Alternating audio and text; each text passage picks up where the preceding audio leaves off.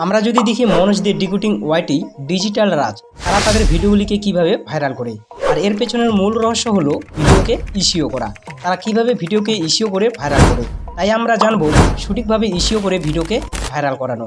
আর এখানে আসে ভিডিওকে ইসিও করার 4টি টিপস: টাইটেল, ডিসক্রিপশন এবং কি ট্যাগ। আর ভিডিওর শেষে ওই একটি টিপস ভিডিওর শেষে বলবো যেগুলি সবচেয়ে বেশি গুরুত্বপূর্ণ। আর এখানে আসে টিপস নাম্বার 1, টাইটেল।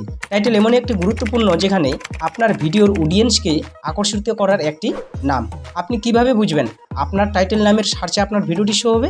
তার জন্য আমরা যাব টিউববোর্ডি অ্যাপসে। এখানে ওপেন করলে দেখতে পাবো 3 ডট মেনু, আর এখানে ক্লিক করলে দেখতে পাবো ট্যাগ এক্সপ্লোরার। আর এখানে ক্লিক করার পরে ট্যাগে আমরা আমাদের ভিডিও অনুযায়ী সার্চ করব। ধরুন আপনি যদি কুকিং রিলেটেড, গেমিং রিলেটেড কিংবা কমেডিয়ান ভিডিও তৈরি করে থাকেন, সেই হিসেবে আপনাকে আপনার ভিডিও অনুযায়ী টাইটেল সার্চ করতে হবে। যেমন ধরুন আমি একটি কুকিং রিলেটেড ভিডিও তৈরি করব। এখানে আমি যদি তৈরি করি যে চিকেন রেসিপি কিভাবে তৈরি করতে হয় সেটি যদি আমি দেখাতে চাই, তাহলে এখানে আমাকে একটি সুন্দর টাইটেল প্রয়োজন পড়ে। তো এখানে যদি আমি সার্চ করি how to make chicken recipe, তো এখানে আমরা দেখতে পাচ্ছি ওই টাইটেলের সার্চ ভলিউম পাচ্ছি কত, লো 29, কম্পিটিশন পাচ্ছি 47, ওভারঅল পাচ্ছি 52।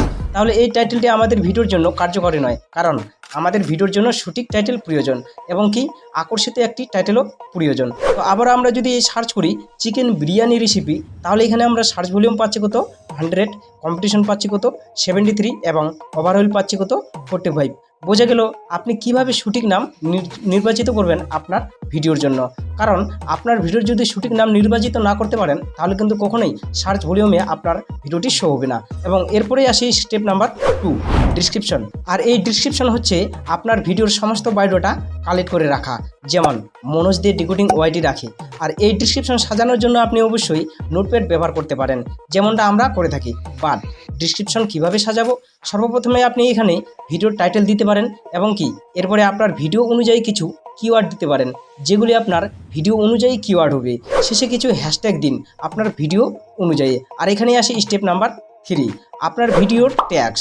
আপনি ট্যাগস কোথা থেকে কালেক্ট করবেন এবং এই ট্যাগস কি? এই ট্যাগস হচ্ছে আপনার ভিডিওর সঠিক টাইটেলের মতো, কারণ আপনার ভিডিওর কি টাইটেল দিয়ে আপনার ভিডিওটিকে সার্চ করবে, সেই হিসেবে আপনাকে কিছু এখানে ট্যাগস দিতে হবে। তো এই ট্যাগস আপনি কোথা থেকে পাবেন? তার জন্য আমরা চলে যাব ইউটিউবে।